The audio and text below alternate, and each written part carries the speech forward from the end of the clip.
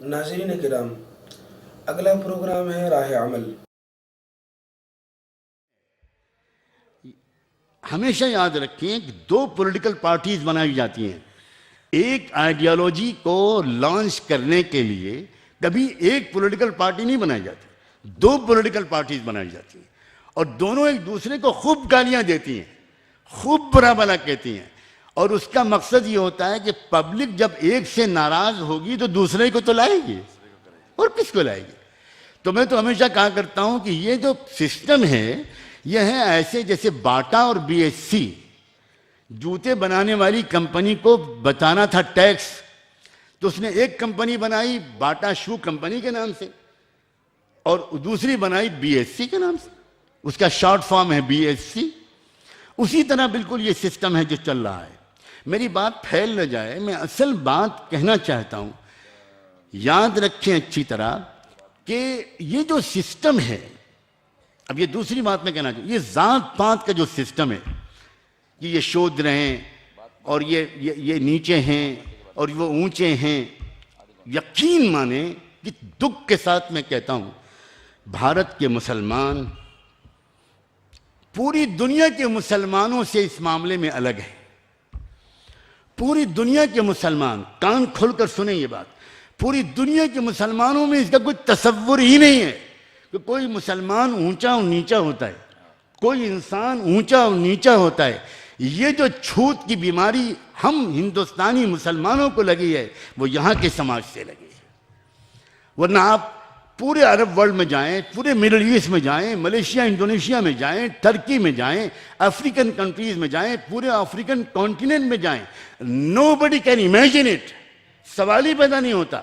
लेकिन मैं सबसे पहले दुख के साथ ये बात कहता हूं कि भारत का ये जो ब्राह्मणी समाज है इसका असर खुद मुसलमानों पर पड़ा है। आज हम डंके की चोट पर यह बात नहीं कह पाते कि इस्लाम में कोई जात पात का सिस्टम ही नहीं है, इस्लाम में कोई बड़ा और नीचा है ही नहीं। वो साफ बात यह है कि ऐ इंसानों, तुम सब के सब एक माँ बाप की औलाद हो और एक माँ बाप की औलाद में कोई ऊंच नीच हुआ करती है। तुम सब एक खुदा के बंदे हो। जिस मालिक ने जिस मोहब्बत के साथ अरब के इंसान को बनाया है उसी प्रेम के साथ उसने भारत के इंसान को बनाया है। कोई ऊंच नीच है ही नहीं। लेकिन मैं ये बात यहां पर मानता हूं कि भारत के मुसलमानों में कुछ लोगों में ये बीमारी अंदर उतर गई है। इसको हमें और आपको मिलकर मुस्लिम समाज के अंदर से भी इस बीमारी को निकालना है। मैं इसमें आपकी मदद चाहता हूं, मैं खुल्लम खुल्ला कह रहा हूं, मैं इसमें आपकी मदद चाहता हूं। मेरे ऑस्ट्रेलिया के दोस्त, मेरे नेपाल के साथी, मेरे कैलिफोर्निया से आए हुए लोग और ये हमारे वेशराम जी और आप सब भाई और बहनें, मैं तो आपसे कहता हूं, आप मुसलमानों के घर घर जाइए, आप मुसलमानों की मस्जिदों में जाइए, आप मुसलमानों के मदरसों में जाइए, आप गर्ल्स कॉलेजेस और स्कूल्स में जाइए और आप कहिए मुसलमानों, हमारे अंदर ये बुराई थी, तुम्हारे अंदर कहां से आ गई? हम तो तुमसे ये उम्मीद करते थे कि तुम हमारी इस बुराई को निकालोगे, तुमने हमसे बुराई ले ली, तुम हमको अच्छाई दो और बुराई को हमारे अंदर से भी निकालो, अपने अंदर से भी निकालो। यह आपका हक है, यह आपका हक है, यकीनन मानिए यह आपका राइट है, यह आपकी ड्यूटी है। आप मुसलमानों को याद दिलाएं, मुसलमानों तुम जानते हो तुम कौन सी कौम हो?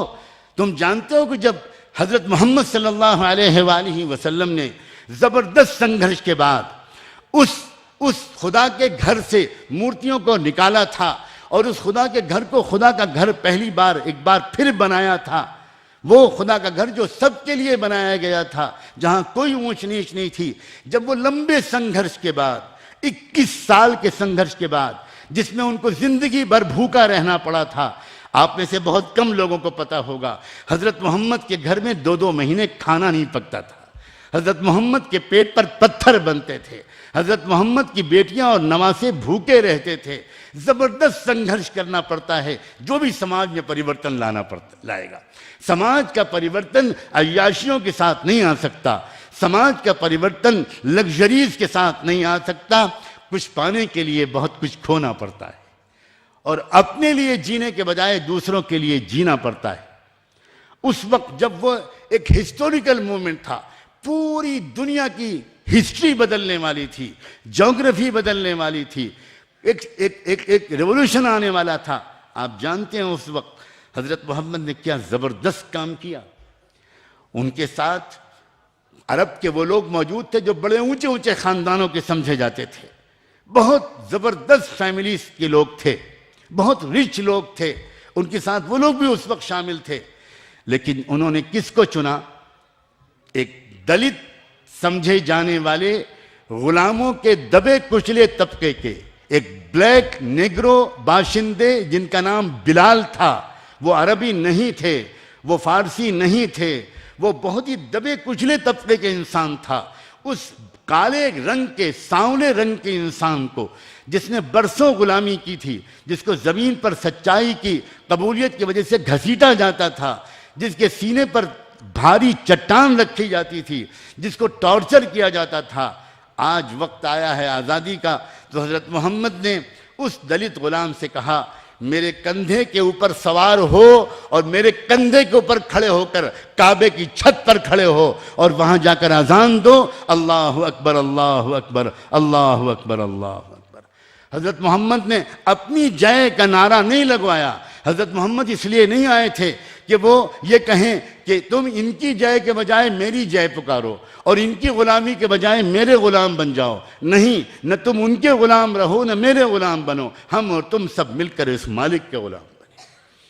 उस गुलाम को वो फर्रा के रसूल हैं, आप मेरे गुरु हैं, आप मेरे टीचर हैं, आप मेरे मुअल्लिम हैं और मैं आपके कंधे पर पैर रखूं? बिलाल मेरी बात मानो, मेरे कंधों पर दोनों पैर रखो और ऊपर चढ़ जाओ।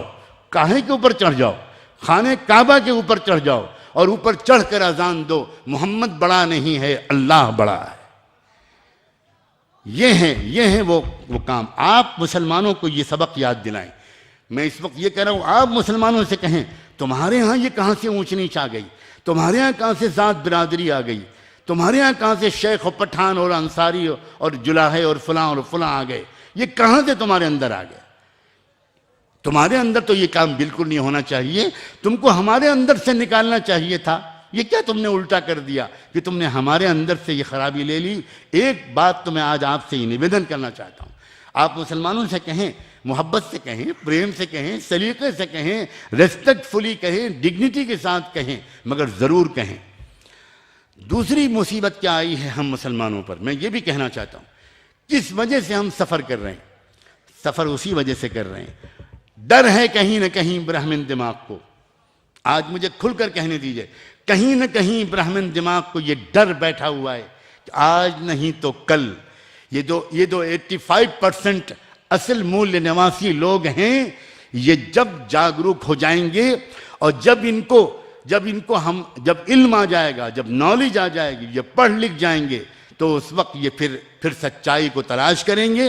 और जब इनको लगेगा कि सच्चाई कुरान में है और सच्चाई मोहम्मद सल्लल्लाहु अलैहि वसल्लम में है, तो ये किसी की परवाह नहीं करेंगे, या आगे बढ़कर सच्चाई को मानेंगे। उनको डर है इस बात का, इसीलिए उन्होंने ऐसी व्यवस्था बनाई हुई है और इतना मेंटली इनका टॉर्चर किया हुआ है। मेरे बहुत बड़े उस्ताद थे मौलाना अबुल हसन अली नदवी, वो जाकर मिले थे डॉक्टर अंबेडकर से, वो बड़ी ज़बरदस्त उनकी तन्हाई की मुलाकात हुई थी, बहुत लंबी गुफ्तगू हुई थी। उस वक्त डॉक्टर अंबेडकर ने कहा था, नदवी साहब मैं जानता हूं कि इस्लाम ही वाहिद रास्ता है। लिखा है अबुल हसन अली नदवी साहब ने ऑटोबायोग्राफी में, मैं जानता हूं कि इस्लाम वाहिद रास्ता है, लेकिन मैं अभी ये हिम्मत नहीं जुटा सकता कि मैं अपनी कौम से ये कहूं कि तुम इस सच्चाई को कबूल करो। आप हमारे लोगों से बराबर समझाते रहिए, अगर ये सच्चाई है तो एक वक्त आएगा कि लोग इस बात को मानेंगे।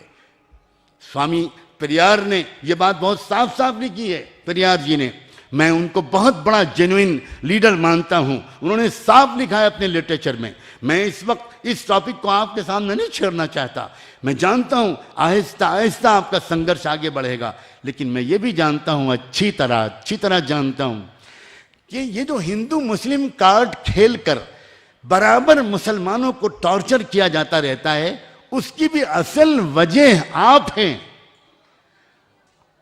आपको बहुत हैरत होगी, ये मैं आपसे क्या कह रहा हूं, आपसे मैं क्या कह रहा हूं कि आप उसकी असल वजह सुनिए। क्या आपने नहीं पढ़ा है, नहीं गौर किया इस बात पर कि मंडल के जवाब में कमंडल आया था? क्या मतलब? जब भारतीय व्यवस्था के मसले को छेड़ा गया, जब भारतीय व्यवस्था के अंदर कुछ परिवर्तन लाने की कोशिश की गई, वो किस नियत से की गई वो मैं नहीं जानता, मैं उस बहस में नहीं पड़ता, लेकिन जैसे ही उस व्यवस्था के मसले को, मंडल कमीशन की रिपोर्ट को लागू करके किसी ने कोशिश की, फौरन उसके जवाब में बाबरी मस्जिद और राम जन्मभूमि का इशू ऊपर लाकर, उस इशू को दबाकर हिंदू मुस्लिम टेंशन पैदा करके नॉन इश्यूज में इस देश को झोंक दिया गया। तो ये खेल है, ये चेस का गेम है। एक चाल आप चलते हैं, 10 चालें कोई और चलता है। बहुत सही कहा था अभी हमारे इन कहने वालों ने कि ये एक लंबी लड़ाई है। हम बिल्कुल मायूस नहीं हैं, हम कतन मायूस नहीं हैं, लेकिन मैं सिर्फ अब एक बात और कहना चाहता हूं। पूरी तरह एग्री करता हूं इस बात से कि ये व्यवस्था इस लायक है कि इसको बदला जाए। 100% एग्री करता हूं। ये यकीनन सिस्टम इस लायक है कि इसको चेंज होना चाहिए। लेकिन एक बात बताइए, कौन करेगा सिस्टम को चेंज? व्यवस्था को बदलेगा कौन? अगर व्यवस्था के बदलने वालों का खुद हृदय परिवर्तन नहीं हुआ, खुद उनका दिल नहीं बदला, तो क्या होगा? एक जुल्म करने वाले की जगह पर दूसरा जुल्म करने वाला बैठ जाएगा। यह गलती नहीं होनी चाहिए। यही हो रहा है समाज में, पूरी दुनिया में यही हो रहा है। हम इसी से तो मजबूर हो रहे हैं। और ऐसा क्यों हो रहा है? क्या किया जाए कि ये ना हो? मैं नाम नहीं लूंगा किसी का, बिल्कुल मैं नाम नहीं लूंगा, लेकिन हम काशिर बहुत सफाई के साथ वो नाम तन्हाई की मुलाकात में ले चुके हैं। बहुत दुख होता है ये देखकर कि एक मौका आया देश में, मौका ऐसा आया था देश में, बाबरी मस्जिद के हादसे के बाद एक ऐसा मौका आया था कि उसके बाद हमेशा के लिए इस व्यवस्था को चिरमरा कर तोड़ दिया जाता, इसको कमज़ोर कर दिया जाता। और बहुत से प्रदेशों में बड़ी ज़ोरदार कोशिश शुरू हुई। खुद उत्तर प्रदेश में एक ज़बरदस्त आंदोलन चला और उस आंदोलन में मुसलमानों का बहुत मेजर कंट्रीब्यूशन था। पहली मर्तबा आज़ादी के बाद से पहली मर्तबा ऐसा हुआ, उल्टा हुआ। बाबरी मस्जिद के डिमोलिशन के बाद से आज तक यूपी में कोई ब्राह्मण चीफ मिनिस्टर नहीं आ सका, कोई ब्राह्मण चीफ मिनिस्टर नहीं आ सका। लेकिन मैं दुख के साथ कहता हूं, न्याय जितना उस दौर में दूर था आम आदमी से, उतना ही आज के दौर में भी दूर है। ये क्या प्रॉब्लम है? ये क्या मसला है? सारा जोर लगाकर जनता ने बदला, आपकी बातों पर यकीन किया, आपकी बातों पर उसने आस्था की। उसने कहा कि हाँ अब इनको हटाओ, ये लोग बहुत एक्सप्लॉयटेशन वाले लोग हैं, अब इनकी जगह पर पिछड़े हुए लोगों को लाओ, दबे कुचले लोगों को लाओ। जान माल खर्च करके, अपनी जान लगाकर लोगों ने वो परिवर्तन लाए। लेकिन मैं अब कहां तक वो दुख की दास्तान सुनाऊं कि उस परिवर्तन के लाने के बाद अब मुसलमानों को एहसास होने लगा और आम लोगों को एहसास होने लगा इनसे अच्छे तो वही लोग थे। ये जो मसला है, ये क्या बात है, क्यों है ये इसलिए है कि अगर हमने रिप्लेस किया एक जुल्म करने वाले की जगह पर दूसरा जुल्म करने वाला, इससे मसला हल नहीं होगा। इसलिए मसला बिल्कुल नहीं होगा। ये तो ऑलरेडी दुनिया में चला आ रहा है। अमेरिका की पब्लिक जब बहुत नाराज हो जाती है रिपब्लिकन से तो डेमोक्रेट्स को ले आती है, और जब डेमोक्रेट से नाराज हो जाती है तो रिपब्लिकन को ले आती है। यूके की पब्लिक जब लेबर से नायूस हो जाती है तो कंजर्वेटिव को ले आती है, जब कंजर्वेटिव से नाराज हो जाती है तो लेबर को ले आती है, और रिजल्ट सेम रहता है, रिजल्ट बिल्कुल सेम रहता है। अब भारत के मूल निवासियों को कहीं ये धोखा खाने का मौका मत दीजिएगा कि हम ब्राह्मणों को हटाकर, अपनी जान को खतरे में डालकर, रिस्क लेकर, सब कुछ करके हमने आप मूल निवासियों को ऊपर हम ले आए और आपने तो उनसे भी बड़ा जुल्म करना शुरू कर दिया। ये है बात जो मैं कहना चाहता हूं। और ये हो सकता है, क्यों, ये कब मुमकिन है? जब तक हम ऐसे कैरेक्टर के लोग तैयार न कर ले। अभी जो आपने जो बात कही थी, मैं आपका नाम नहीं जानता, यूके से जो तशरीफ लाए हैं, उन्होंने एक बहुत प्यारी बात की, डॉक्टर रतन सिंह ने। उन्होंने कहा हमको रिप्लेस करने वाली एक मशीनरी तैयार करनी चाहिए। बिल्कुल सही बात है।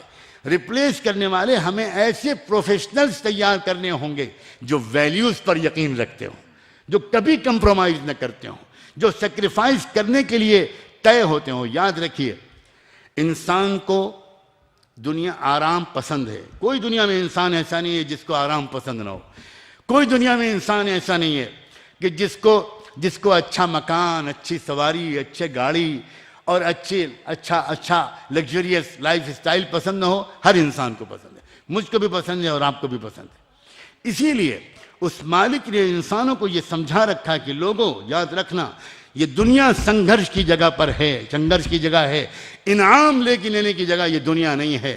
पुरस्कार लेने की जगह दुनिया से जाने के बाद जब तुम मेरे पास आओगे तब मैं तुमको पुरस्कार दूंगा, तब तुमको इनाम दूंगा।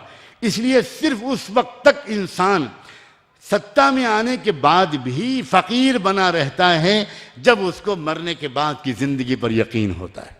याद रखें, वरना बड़े से बड़ा इंसान जब वो कुछ भी बोलता हो, लेकिन जब उसकी बारी आती है तो वही करना शुरू कर देता है जिसके खिलाफ वो कुछ दिन पहले तक बोल रहा था, चाहे वो कोई भी हो।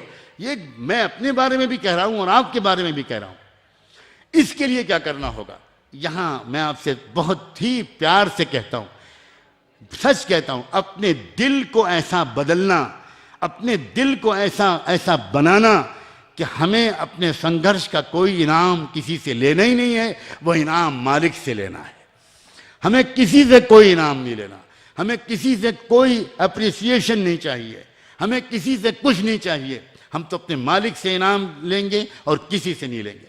जब तक दिल में ईमान नहीं होगा, जब तक दिल में उस मालिक से ताल्लुक नहीं होगा, जब तक सही स्पिरिचुअलिटी नहीं होगी, जब तक कि दुनिया को बहुत हकीर समझने का मिजाज नहीं होगा, तब तक ऐसा हो नहीं पाएगा। बड़ी मुश्किल से होता है चमन में दीद अवर पैदा, बड़ी मुश्किल से ये इंसान का दिल इस काबिल बनता है। अगर आपके इस संघर्ष के साथ, अगर आपके इस मिशन के साथ दिल की पाकी का मिशन भी जुड़ जाए तो मैं आपको यकीन दिलाता हूं बहुत जल्द समाज के अंदर परिवर्तन आएगा। ये हमारा काम है। मैं जानता हूं ये मेरा फर्ज है। मैं खुले दिल के साथ कहता हूं। मेश्राम जी ने मुझसे कहा, जब मैंने ये बात कही उनसे तन्हाई में, मैं उनके सामने कह रहा हूं, उनका मौलाना साहब, इसके लिए तो हम आप जैसों के मोहताज, इसके लिए तो हम आप जैसों से कहते हैं कि हमारे कैडर को सीने से लगाइए, हमारे कैडर को बताइए कि अच्छे इंसान कैसे बनो। कभी जिंदगी में झूठ मत बोलना, कभी धोखा मत देना, कभी तुम अपना एक टाइम भी मिसमैनेज मत करना, अपने टाइम को सही इस्तेमाल करो। कभी किसी की बहू बेटी को गंदी नज़र से मत देखना। तुम माफ़ करने वाले बनो, तुम बदला लेने वाले मत बनो, तुम बहुत अच्छे इंसान बनो। हमारी तो भारत की एक मुसीबत यह है कि जो अच्छा इंसान भारत में पैदा हुआ हम उसको देवता बना देते। ये मुसीबत है। इसलिए कि गोया हमने ये तय कर रखा है कि इंसान तो कभी अच्छा हो ही नहीं सकता, इंसान तो हमेशा बदमाशी होता है। जब हमारा देश कहने के मुताबिक आज़ाद हुआ, उस वक्त यूपी के पहले चीफ मिनिस्टर थे संपूर्णानंद जी। उन्होंने एक आर्टिकल लिखा और एक सीरीज ऑफ लेक्चर्स देना शुरू किया। उसमें उन्होंने कहा, भारत के मुसलमानों से हमको एक शिकायत है, और वो शिकायत ये है कि हमारे पूर्वजों को अपना पूर्वज नहीं समझते, वो अरब के पूर्वजों को अपना पूर्वज समझते हैं। मेरे वालिद ने उनको एक ख़त लिखा और वो लेटर उन्होंने अपनी मैगजीन में छापा भी। मेरे वालिद साहब ने उन्होंने लिखा, संपूर्णानंद जी, बहुत ही दिल खुश हुआ कि आज आपने खुलकर वो शिकायत की तो जिसकी वजह से आप हम मुसलमानों से नाराज़ रहते हैं। आपने कहा तो बहुत बहुत शुक्रिया, लेकिन अब उसके जवाब में मैं आपसे ये कहना चाहता हूँ, ऐसे किसी पूर्वज का नाम बताइए जिसको आपने देवता न बनाया। मुसीबत यह है कि आपने तो किसी को पूर्वज छोड़ा ही नहीं। आपने किसी को पूर्वज के हैसियत से हमसे इंट्रोड्यूस कराया होता, आपने हमको बताया होता कि ये लोग थे जिनकी ये बड़ी अच्छी टीचिंग थी, ये बड़े अच्छे इंसान थे, ये बच्चों के साथ बड़ा अच्छा व्यवहार करते थे, ये अपने परायों सबके साथ न्याय करते थे। और उसके बाद अगर हम मुसलमान उनकी कदर न करते, उनकी टीचिंग को फॉलो न करते, तब आपको शिकायत होती। मगर मुसीबत ये है, एक तरफ आप कहते हैं मर्यादा पुरुषोत्तम श्री रामचंद्र जी, बहुत अच्छे काबिल एहतराम श्री रामचंद्र जी, आप बताते हैं कि अयोध्या में पैदा हुए, आप बताते हैं कि राजा दशरथ के वो बेटे थे, और दूसरी तरफ आप उनको देवता बना लो। भगवान बना लेते हैं। अब मुसीबत ये है कि हम अच्छे इंसान ढूंढने निकलते हैं, आप हमारे सामने भगवान खड़ा कर देते हैं। आप हमारे सामने कह देते हैं कि सर झुकाओ, मूर्ति पूजा करो। और मूर्ति पूजा हम हिंदुस्तान के मुसलमान नहीं, पूरी दुनिया के मुसलमान अपनी गर्दन कटा देंगे, लेकिन हजरत मोहम्मद के भी मूर्ति पूजा नहीं करेंगे। सवाल ही पैदा नहीं होता। लोग समझते नहीं इस बात को, समझते नहीं इस बात को। मैं एक मरतबा 2 अक्टूबर को गांधी जयंती के एक प्रोग्राम में शरीक था और वहां अचानक उन्होंने ऐलान कर दिया कि अब मौलाना सज्जाद नोमानी साहब अब माला क्या बोलते हैं उसको, माला अर्पण करेंगे, गांधी जी की मूर्ति पर या उनके फोटो पर माला पहनाएंगे। मैंने फौरन माइक से कहा कि जी नहीं, ये काम मैं नहीं करूंगा, मैं यहां ये काम करने के लिए बिल्कुल नहीं आया, किसी और से करवाइए। और सन्नाटा छा गया। वहां तो दरअसल बुलाया इसलिए जाता है कि ये सब कराते हुए फोटो खींच लिया जाए और फिर उसके बाद बेचा जाए उस फोटो को। हम भी इसी मुल्क में रहते हैं भाई, हाँ, हम भी तुम्हारे बराबर के नहीं तो शागिर्द तो जरूर है। हाँ? हमने भी इसी देश के आलू प्याज खाया है भाई, यहीं की धरती से पैदा होने वाली सब्जियां हम भी खाते हैं। तुमने हमको क्या समझा है? मैंने कहा ना, बिल्कुल नहीं। अब तो सन्नाटा छा गया, लेकिन मैं चीफ गेस्ट था, वो करते क्या। तो उसके बाद फिर मुझे जब मौका मिला बात करने का, मैंने कहा आप सब लोग आज बहुत हैरान हुए होंगे और आप में से बहुत सौ को गुस्सा भी आया होगा, बुरा भी लगा होगा कि फादर ऑफ द नेशन बापू के मूर्ति पर माला अर्पण करने से इनकार कर दिया। ये तो कोई आतंकवादी आदमी मालूम होता है, हाँ? ये तो कोई देशद्रोही है, कहाँ बुला लिया इसको गांधी जयंती में। मैंने कहा सुनिए, मैं बहुत साइंटिफिक रीजन बताना चाहता हूँ। ये जो माला अर्पण करना, नमन करना, सर झुकाना, ये सब जो तरीके हैं ना, इसके नतीजे में इंसान को धोखा हो जाता है कि हम इनकी रिस्पेक्ट करते हैं और उसको एक झूठी तसल्ली हो जाती है, फिर वो उनकी टीचिंग्स को फॉलो नहीं करता।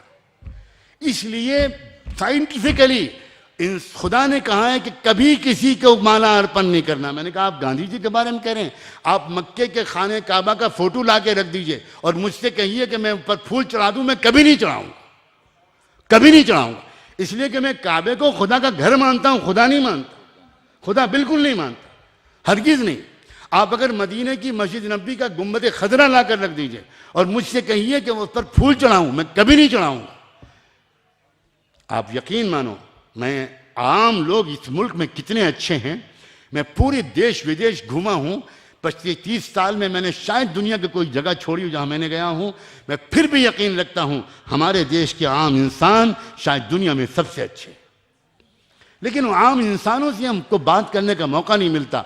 जिस वक्त मैं वो बात करके आया, पूरा जो हॉल था वो खड़ा हो गया, स्टैंडिंग ओवेशन दिया उन्होंने, जोरदार तालियां बजाई और कहा मौलाना साहब आज आपने पहली बार खुलकर वो बात कही है। आज हमको समझ में आई बात, आज समझ में आई कि एक खुदा को मानने का मतलब क्या होता है और उसके कितने फार रीचिंग रिजल्ट्स निकलते हैं। इसलिए मैं आपसे कह रहा हूं, मैं बहुत खुश हूं। मैं भी हमारे जो दूसरे मेहमान थे उनकी तरह मैं भी महाराष्ट्र से आया हूं और महाराष्ट्र से इस आंदोलन का कुछ खास रिश्ता है, कुछ खास रिश्ता है, कुछ है कुछ बात जिसकी वजह से मुझे मेश्राम जी वहां से खींच लाए। मैंने जब आज सुबह इनसे मिला तो मैंने इनसे गले लगते हुए सिर्फ ये कहा कि आपने मुझे खींच लिया। मैं सच कहता हूं, मैं बहुत मोहब्बत का आनंद ले रहा हूं। सब बहनों को, सब भाइयों को मैं मोहब्बत भरा सलाम करता हूं और आप सबसे ये उम्मीद रखता हूं कि आप अपनी जान, अपना माल, अपना समय इस संघर्ष में निष्काम योग के साथ लगाएंगे। और एक खास बात याद रखिए, बिल्कुल जरूरी नहीं है कि आपकी, इनकी और मेरी जिंदगी में हमें इस संघर्ष के फल मिल जाएं, ये बिल्कुल जरूरी नहीं। कुरान में अल्लाह ने हजरत मोहम्मद साहब से भी साफ साफ कह दिया, फ़इम्मा नुरियन्नका बअदल्लज़ी नइदुहुम औ नतवफ़यन्नक। मोहम्मद ये अरमान दिल से निकाल दो कि जो वादे हम तुमसे कर रहे हैं वो वादे तुम्हारी जिंदगी में पूरे होंगे। हो सकता है कोई वादा पूरा हो जाए और हो सकता है बहुत से वादे दुनिया से तुम्हारे उठ जाने के बाद पूरे हों। अक्सर इंसान जो शॉर्टकट इख्तियार करता है वो इसीलिए करता है कि वो चाहता है कि भाई अब तो मैं 60 साल का हो गया, अभी तक तो लाल बत्ती मिली नहीं, फिर कब मिलेगी। हाँ, वो सोचता है यार मरने से पहले एक बार तो लाल बत्ती मिल जाए, बच्चों को क्या मुंह दिखाऊंगा। और तब वो शॉर्टकट इख्तियार करता है, और जब वो शॉर्टकट इख्तियार करता है तो फिर वो कट शॉर्ट हो जाता है। इन वेरी शॉर्ट, जो शॉर्टकट इख्तियार करेगा वो कट शॉर्ट होगा। कितनी मरतबा ये आंदोलन चला, मैं फिर कहता हूं मैं नाम नहीं लूंगा, मैं इस आंदोलन को बचपन से पढ़ता हूं, मैंने इसका पूरा लिटरेचर पढ़ा हुआ है, मैं पेरियार की किताबों को बचपन से पढ़ता चला आ रहा हूं, मैं ज्योतिबा फुले की आर्टिकल्स को पढ़ता रहा हूं।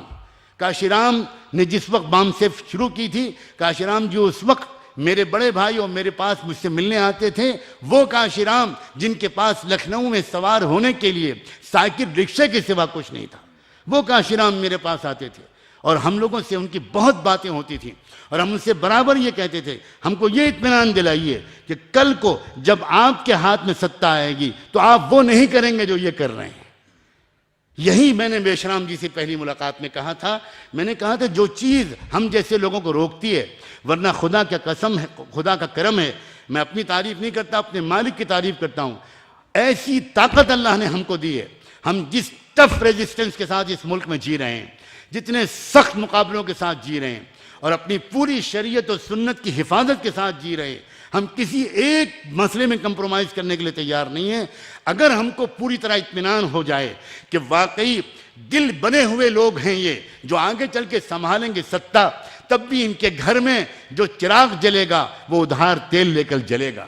याद रहे हज़रत मोहम्मद साहब जिस दिन दुनिया से गए थे, उस दिन उनके घर में जो चिराग जल रहा था वो तेल भी एक यहूदी के यहाँ से उधार मांग कर गया था। जब तक हम इतनी तपस्या नहीं करेंगे, इतनी सेक्रीफाइस नहीं देंगे कि हमें अपने लिए कुछ नहीं चाहिए, हमें अपने लिए सिर्फ मालिक से चाहिए, तब तक कोई परिवर्तन नहीं आ सकता, सिवाय धोखे के और कुछ नहीं होगा। लोग उनसे परेशान हैं, वो आपको ले आएंगे और फिर आपसे परेशान होंगे, किसी और को ले आएंगे। ये गलती नहीं होनी चाहिए, भले देर लग जाए लेकिन ये गलती बिल्कुल नहीं होनी चाहिए, वरना फिर लोगों की उम्मीद ही खत्म हो जाएगी, लोगों का बिल्कुल सिरे से विश्वास ही खत्म हो जाएगा, लोगों का कॉन्फिडेंस ही खत्म हो जाएगा। इसके लिए जब तक स्पिरिचुअल वैल्यूज जिंदगी में नहीं आएंगी, जब तक एक फर्म डिटर्मिनेशन नहीं आएगा कि मुझे पाक साफ रहना है, मेरे दामन पर कोई धब्बा न लगे, कोई पाप मुझसे ना हो, कोई गलती मुझसे ना हो, जब तक ये नहीं होगा तब तक हम वो लोगों से किए हुए वादों को पूरा नहीं कर पाएंगे। मैं उम्मीद करता हूं कि जो बिखरी बिखरी बातें अपने एक परिवार के साथ बैठ कर जैसे आदमी बातें करता है, जैसे अपने भाइयों और बहनों के साथ अपने बैठ के बातें करता है, मैंने इस तरह बातें की हैं। बातें मेरे दिल में बहुत हैं, बहुत हैं, बहुत हैं, लेकिन वो जब मुलाकातें आपसे होती रहेंगी तो फिर मैं अपने दिल की बातें कहता रहूँगा। मैं बहुत शुक्रगुजार हूँ, really I thank mister Besharam very much कि उन्होंने मुझे मजबूर कर दिया कि आना है, आना है, आना है, और मैं आकर खुश हूँ। मैं समझता हूँ कि मैंने किसी तरह अपना संदेश आप तक पहुँचाया है। मैं उस जज्बे की बहुत कदर करते हुए, आप सबका शुक्रिया अदा करते हुए आप सबसे इजाज़त लेता हूँ। बहुत बहुत शुक्रिया।